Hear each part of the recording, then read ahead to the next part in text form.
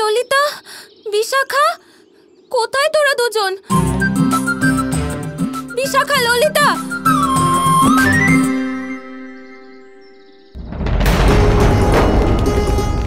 কি করি, কোথায় যাই?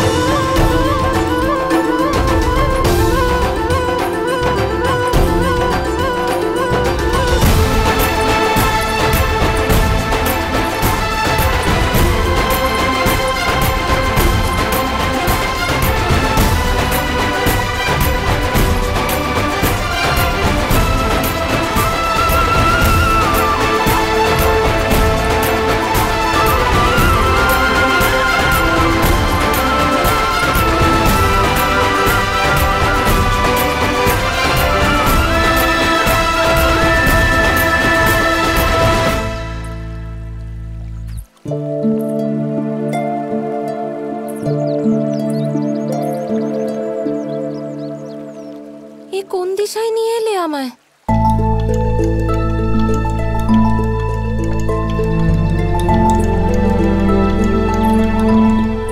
দিশার চিন্তা তো কোনো একলা ব্যক্তির করা উচিত। যখন দুজন সাথে থাকে তখন একে অপরের সাহায্যে তো পথ খুঁজেই নেওয়া যায়। প্রথমে সংকটে ফেললে, এখন সাহায্য করতে চাইছো? চাই না তোমার সাহায্য। কিন্তু আমি কি করলাম? কি করেছো? যখন তুমি জানতে আমরা মহারাজ কংসের আদেশ অমান্য করে কুমোরদের সাহায্য করেছি, তখন সেটা চেঁচিয়ে চেঁচিয়ে বলার দরকার কি ছিল? এই দেখো, ধন্যবাদ দেওয়ার বদলে তুমি আমাকে ধমকাচ্ছ।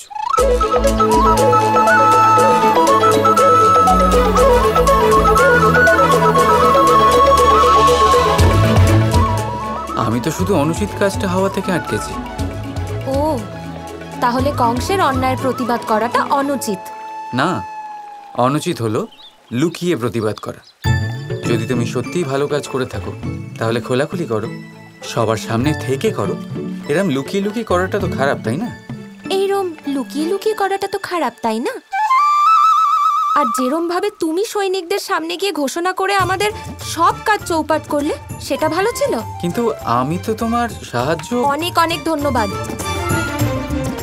আর করো না। কিন্তু এখনো তো সাহায্য করা শুরুই করিনি। বললাম না, দরকার নেই। এখন সৈনিক পেছনে পড়ে আছে, আর সাহায্য নিলে কারাগারে যেতে হবে। তাহলে ঠিক করে নিয়েছো তো যে আমার সাহায্যের প্রয়োজন নেই? বললাম না, নেই নেই নেই। ঠিক আছে, তাহলে তুমিই বলো কি করা উচিত। একটাই কাজ, তুমি যাও তোমার পথে, আমি যাই আমার পথে। সাহায্য করতে এসেছে, যেখানে আছো সেখানেই দাঁড়াও।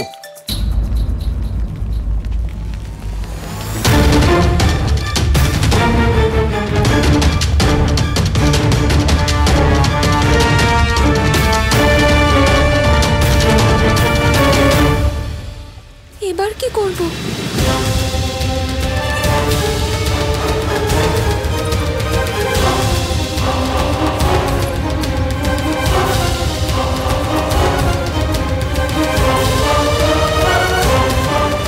ভেবে দেখো, এখনো চাও না আমার সাহায্য?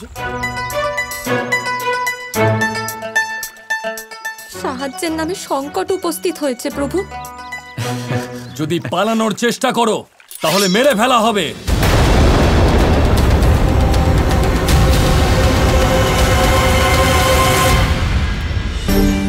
রাধাকে কোথাও পাচ্ছি না উগ্রপতি বাবু, পুরো হাট দেখলাম আমরা।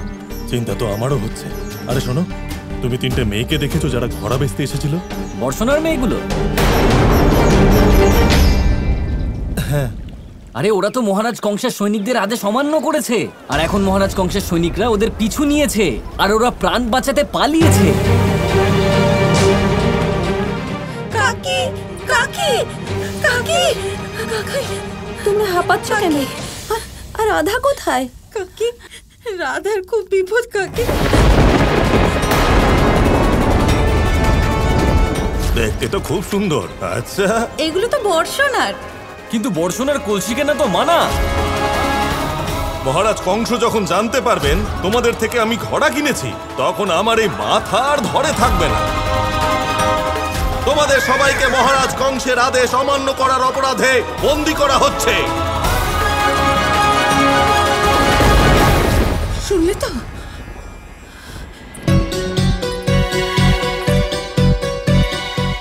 বলেছিলাম না আমি, কিছু না কিছু অনিষ্ট হতে চলেছে। মহারাজ কংসের সাথে শত্রুতা করে বসেছে রাধা। কি জানি কংস রাধা বলবেন না দিদি, রাধার কোনো ক্ষতি হবে না, ও ফিরে আসবে। রাধা একটা ভালো কাজ করতে গেছে, ঈশ্বর ওকে অবশ্যই রক্ষা করবেন।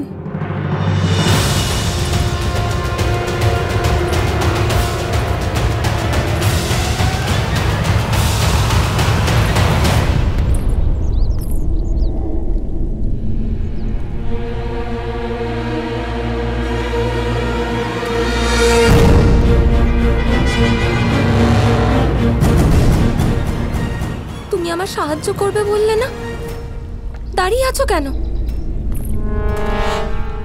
করো না সাহায্য।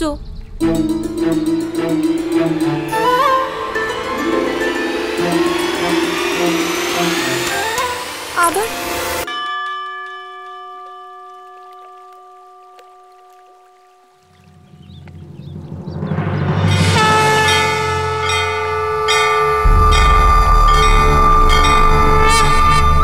মহারাজ কংস চিন্তিত যে সেই বালক যে তার কাল হবে সে কোথায়, আর ওনার এই চিন্তা দূর করার জন্য তোমরা সকলে পরিশ্রম করছো, তাই তো? আমি ওনার এই ভয় দূর করে দিচ্ছি। আমি জানি ভবিষ্যৎবাণীর সেই বালক কোথায়। তাহলে বলো, কে সে আর কোথায় থাকে? গোকুল নিবাসী সে, নন্দর পুত্র, যশোদা মায়ের দুলাল, আর সে হলাম আমি।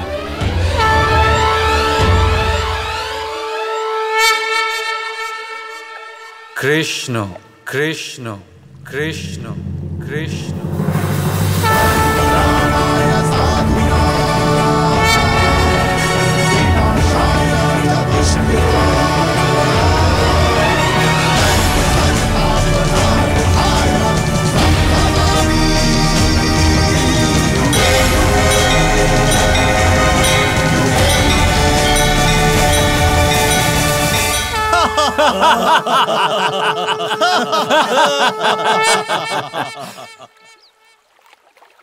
মিথ্যুক কোথাকার! মহারাজ কংসের সৈনিকদের সঙ্গে উপহাস করছো। সাধারণ সৈনিক সামনে আসতেই যে পালিয়ে গেল সে সম্মুখীন হবে মহারাজ কংসের। সৈনিকগণ, বন্দী করো একে।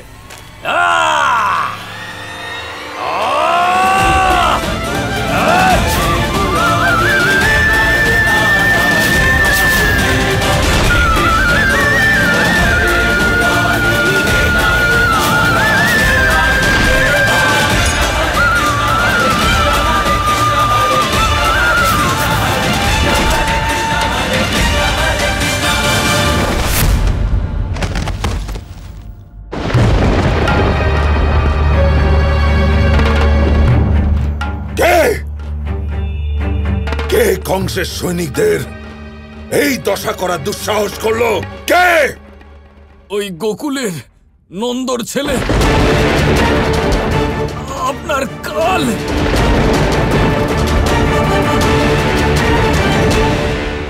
কৃষ্ণ। কৃষ্ণ কৃষ্ণ কৃষ্ণ কৃষ্ণ